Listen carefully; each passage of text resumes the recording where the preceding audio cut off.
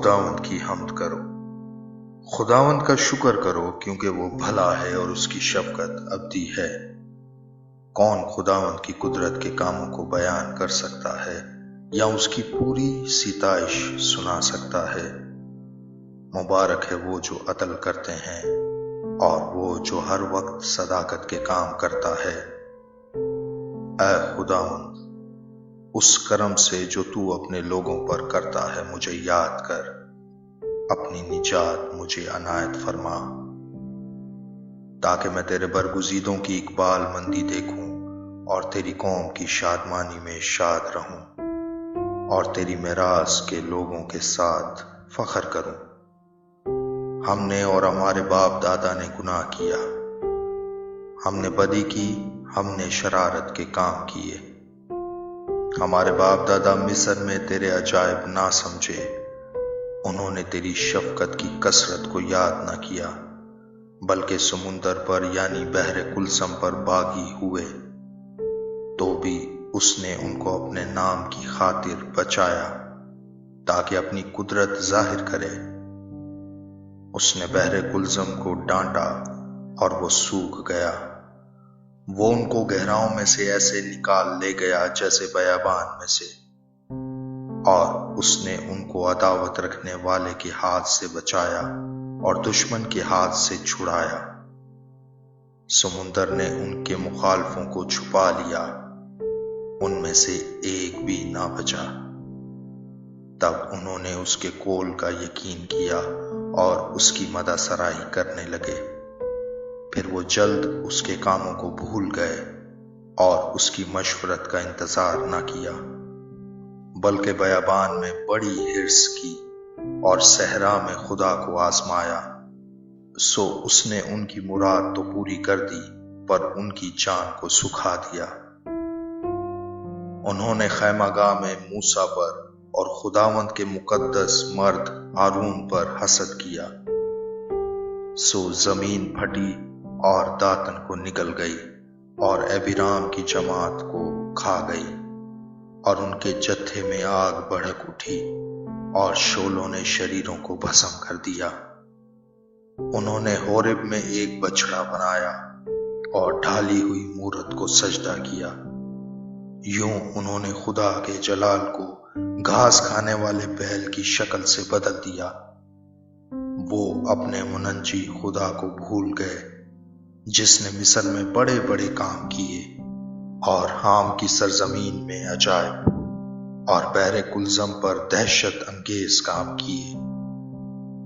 اس لیے اس نے فرمایا میں ان کو ہلاک کر ڈالتا اگر میرا برگزیدہ موسیٰ میرے حضور بیچ میں نہ آتا کہ میرے قہر کو ٹال دے، تا نہ ہو کہ میں ان کو ہلاک کروں۔ اور انہوں نے اس سہانے ملک کو حقیر جانا اور اس کے قول کا یقین نہ کیا، بلکہ وہ اپنے ڈیروں میں بڑبڑائے اور خدا کی بات نہ مانی۔ تب اس نے ان کے خلاف قسم کھائی کہ میں ان کو بیابان میں پست کروں گا اور ان کی نسل کو قوموں کے درمیان گرا دوں گا اور ان کو ملک ملک میں تتر بتر کروں گا۔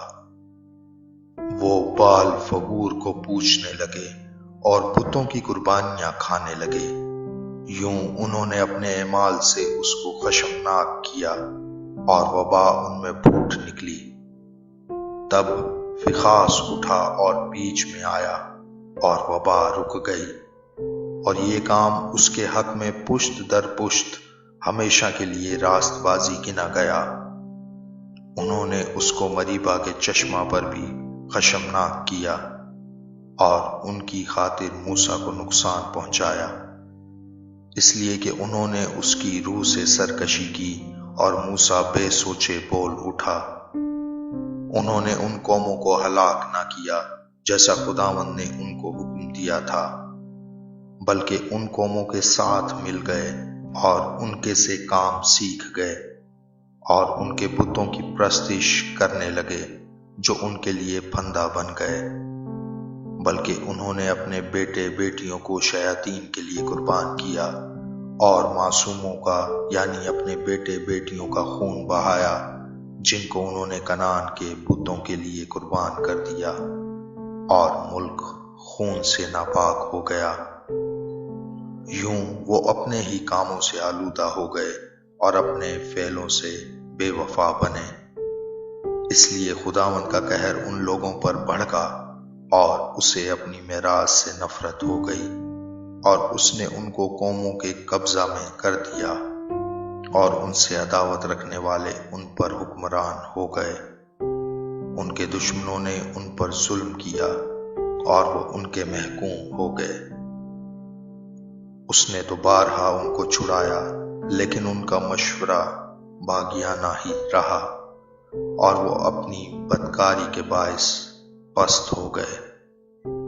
تو بھی جب اس نے ان کی فریاد سنی تو ان کے دکھ پر نظر کی، اور اس نے ان کے حق میں اپنے عہد کو یاد کیا اور اپنی شفقت کی کثرت کے مطابق ترس کھایا۔ اس نے ان کو اسیر کرنے والوں کے دل میں ان کے لیے رحم ڈالا۔